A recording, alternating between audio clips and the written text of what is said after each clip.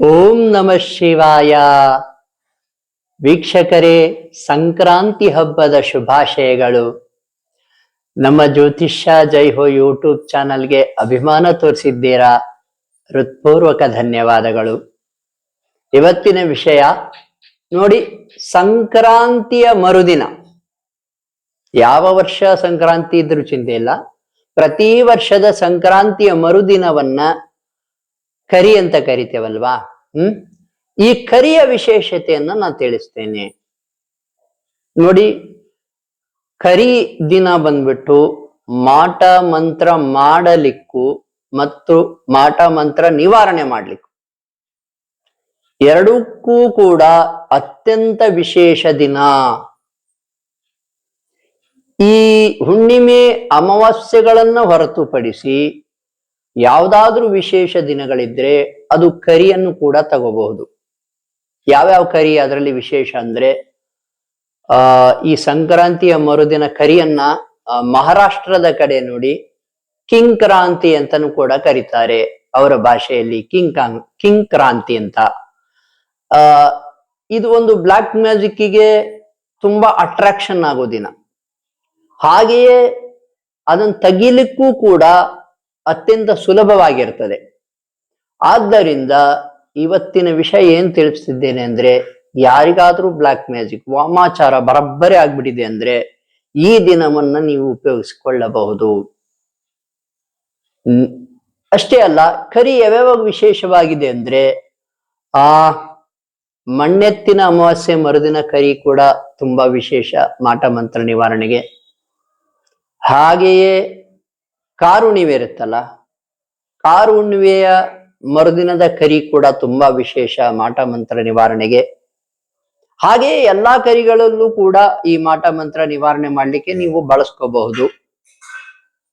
ಸಾಧ್ಯವಾದ್ರೆ ಈ ದಸರೆ ಏನಿರ್ತಲ್ಲ, ವಿಜಯದಶಮಿ 10ನೇ ದಿನ, ಅದರ ಮರುದಿನದಂದು ಕೂಡ ಈ ಮಾಟ ಮಂತ್ರ ನಿವಾರಣೆಗೆ ನೀವು ಬಳಸ್ಕೋಬಹುದು. ಏನ್ ಮಾಡ್ಬೇಕಪ್ಪ ಈ ಕರಿದಿನ, ನಾಳೆ ಸಂಕ್ರಾಂತಿ ಮರುದಿನ ಕರಿದಿನ ಏನ್ ಮಾಡ್ಬೇಕು ಅಂದ್ರೆ, ನೋಡಿ, ನನ್ನ ಗುರುಗಳು ಹೇಳ್ಕೊಟ್ಟ ವಿಷಯನ ಹೇಳ್ತೇನೆ. ಸಾಧ್ಯವಾದ್ರೆ ಮಾಡಿ, ಇಲ್ಲದಿದ್ರೆ ಬೇರೆದನ್ನು ಕೂಡ ನಾನು ತಿಳಿಸ್ತೇನೆ. ನದಿ ದಡ, ಹೊಳೆ ದಡ, ಏನ್ ನೀರು ಹರಿತಾ ಇರ್ಬೇಕು, ಅದು ಇದ್ರೆ ತುಂಬಾ ಒಳ್ಳೆಯದು. ಇಲ್ಲ ಹಳ್ಳಗಳು ಇರ್ತಾವಲ್ಲ, ಹಳ್ಳಗಳು ಏನಾದ್ರೂ ಹರಿತಾ ಇದ್ರೆ, ಹಳ್ಳಗಳು ಹಗರಿಗಳು ಅಂತ ಏನ್ ಕರಿತೇವೆ ನಮ್ಮ ಉತ್ತರ ಕರ್ನಾಟಕ ಭಾಗದಲ್ಲಿ, ಆ ಹಳ್ಳಗಳ ಪಕ್ಕ ಏನು ದಡ ಇರುತ್ತೆ ಅಲ್ಲಿ ಬೇಕಾದ್ರೆ ಮಾಡ್ಬೋದು. ಏನ್ ಮಾಡ್ಬೇಕಂದ್ರೆ, ಈ ನದಿ ದಡದಲ್ಲಿ ಪಕ್ಕದಲ್ಲಿ ಒಂದು 4-5 ಸಣ್ಣ ಕಟ್ಟಿಗೆಗಳನ್ನ ತಗೊಂಡು ಹೋಗ್ಬಿಡಿ. 4-5 ಸಣ್ಣ ಕಟ್ಟಿಗೆಗಳು, ಒಂದು ಗೇಣಿದ್ರೆ ಸಾಕು. ಆ ಗಡಿಗೆಗಳಿಂದ ಯಾರಿಗ್ ಮಾಟ ಮಂತ್ರ ಆಗಿದೆ ನೋಡಿ, ಅವರಿಗೆ ದೃಷ್ಟಿ ತೆಗೆದ್ಬಿಡಿ. 3 ಸಲ ದೃಷ್ಟಿ.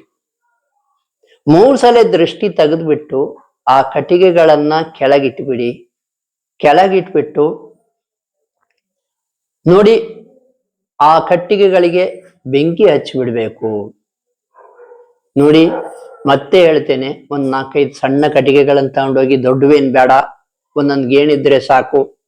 ಆ ಕಟ್ಟಿಗೆಗಳನ್ನ ತಗೊಂಡು 3 ಸಲ ದೃಷ್ಟಿ ತೆಗೆದ್ಬಿಟ್ಟು, ಭಗವಂತ ಮಾಟ ಮಂತ್ರ ನಿವಾರಣೆ ಆಗ್ಲಿ ಅಂತ ಬೇಡ್ಕೊಂಡ್ಬಿಟ್ಟು 3 ಸಲ ದೃಷ್ಟಿ ತೆಗೆದ್ಬಿಟ್ಟು, ಯಾರಿಗ್ ಮಾಟ ಮಂತ್ರ ಆಗಿದೆ ಅವರಿಗೆ, ಅಥವಾ ಬಹಳ ಜನಕ್ಕಾಗಿದೆ ಅಂದ್ರೆ ಬಹಳ ಜನಕ್ಕೂ ದೃಷ್ಟಿ ತೆಗಿಬಹುದು.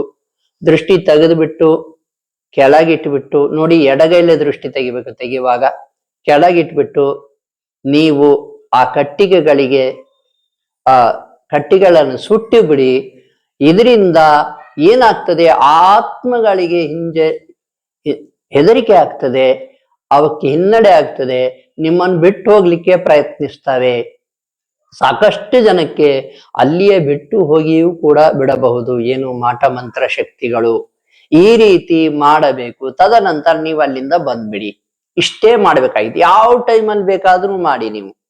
ನೋಡಿ, ಹುಷಾರಾಗಿರಿ. ಇದು ಮಾಡುವಾಗ ಸ್ವಲ್ಪ ಬೆಂಕಿ ಹಚ್ಚುವಾಗ ನಾನು ಏನ್ ಹೇಳಿದೆ, ಸ್ವಲ್ಪ ಅದನ್ನ ಸುಡುವಾಗ ಸ್ವಲ್ಪ ಸುಟ್ಟು ಬಂದ್ಬಿಡಿ. ಸ್ವಲ್ಪ ಹುಷಾರಾಗಿ ಸುಡಿ ಅಷ್ಟೇ. ಅಲ್ಲಿಂದ ಬಂದ್ಬಿಡಿ. ಇಲ್ಲಪ್ಪ, ನಮಗೆ ಹೊಳೆ ದಡಕ್ಕೆ ಹೋಗಕ್ಕಾಗಲ್ಲ, ಹಳ್ಳದ ದಡಕ್ಕೂ ಹೋಗಕ್ಕಾಗಲ್ಲ ಅಂದ್ರೆ ಒಂದು ಕೆಲಸ ಮಾಡಿ. ನಾನು ಹೇಳಿದ ಏನು ಮಂತ್ರಗಳ ಹಿಂದೆಲ್ಲ ಬಿಟ್ಟಿದ್ದೇನೆ, ಸಾಕಷ್ಟು ಮಂತ್ರಗಳನ್ನು ಬಿಟ್ಟಿದ್ದೇನೆ ಮಾಟ ಮಂತ್ರ ನಿವಾರಣೆಗೆ. ಅದರಲ್ಲೂ ಆಂಜನೇಯನ ಮಂತ್ರ ಹಂ ಹನುಮತೆ ರುದ್ರಾತ್ಮಕಾಯ ಹುಂ ಫಟ್. ಪೂರ್ತಿ ಮಂತ್ರವನ್ನೇ ಬಿಟ್ಟಿದ್ದೇನೆ, ಆ ಮಂತ್ರವನ್ನಾದ್ರೂ ಧ್ಯಾನಿಸಿ. ಏನ್ ಮಾಡ್ಬೇಕಂದ್ರೆ ಬಿಳಿ ಸಾಸಿವೆ ಮತ್ತು ಕಲ್ಲುಪ್ಪಿನ ಮಿಶ್ರಣವನ್ನ 3 ಸಲ, ಒಂದು ಎಡಗೈಲಿ ತಗೊಂಡ್ಬಿಟ್ಟು ಒಂದ್ ಚಿಟಿಕೆ 3 ಸಲ ದೃಷ್ಟಿ ತೆಗೆದ್ಬಿಟ್ಟು ಅದನ್ನು ಸುಡಬೇಕು. ಅಥವಾ ಕಾದ ಹಂಚಿಗೆ ಗ್ಯಾಸ್ ಮೇಲೆ ಹಂಚು ಕಾಸ್ಬಿಟ್ಟು ಅದಕ್ಕೆ ಹಾಕಿದ್ರು ತುಂಬಾ ಒಳ್ಳೆಯದು. ಈ ರೀತಿ ಸಾಕಷ್ಟು ಬಾರಿ ಮಾಡಿ, ಒಂದು 21 ಸಲನೋ, ಒಂದು 51 ಸಲನೋ, 108 ಸಲ ಮಾಡ್ತಾ ಇದ್ದಾರೆ. ಒಬ್ಬ ಶಾಸ್ತ್ರಿಗಳಿಗೆ ಹೇಳ್ಕೊಟ್ಟಿದ್ದೇನೆ, ಒಂದು ರೀತಿ ಹೋಮದ ರೀತಿಯಲ್ಲಿ ಆಚರಣೆ ಮಾಡ್ತಾ ಇದ್ದಾರೆ. ಅವ್ರು ಹೋಮ ಕುಂಡವನ್ನೇ ಇಟ್ಕೊಂಡ್ಬಿಟ್ಟಿದ್ದಾರೆ. ಸ್ವಲ್ಪ ಅದನ್ನ ಅಗ್ನಿ ಮಾಡ್ಕೊಂಡ್ಬಿಟ್ಟು ಈ ಮಂತ್ರವನ್ನು ಹೇಳ್ಕೊಂತ ಹಂ ಹನುಮತೆ ರುದ್ರಾತ್ಮಕಾಯ ಹುಂ ಫಟ್, ಹಂ ಹನುಮತೆ ರುದ್ರಾತ್ಮಕಾಯ ಹುಂ ಫಟ್.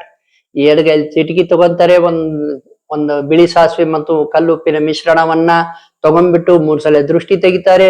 ಹಂ ಹನುಮತೆ ರುದ್ರಾತ್ಮಕಾಯ ಹುಂ ಫಟ್ ಅಂತ ಹೇಳ್ತಾರೆ, ಹಾಕ್ತಾ ಇರ್ತಾರೆ ಅಗ್ನಿಗುಂಡಕ್ಕೆ. ಈ ರೀತಿ ಹೋಮದ ರೀತಿಯಲ್ಲಿ ಆಚರಣೆ ಮಾಡ್ತಾ ಇದ್ದಾರೆ.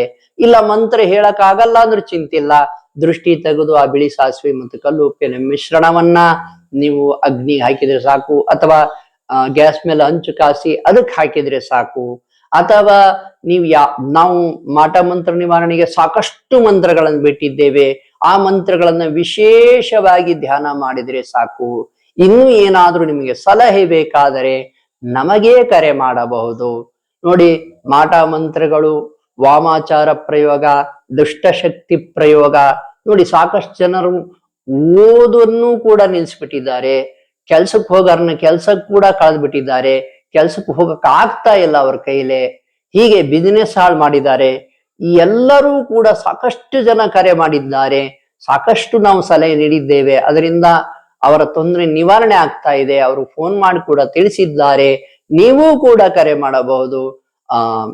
ನಾವು ಸೂಕ್ತ ಸಲಹೆ ನೀಡ್ತೇವೆ. ಶುಭವಾಗಲಿ.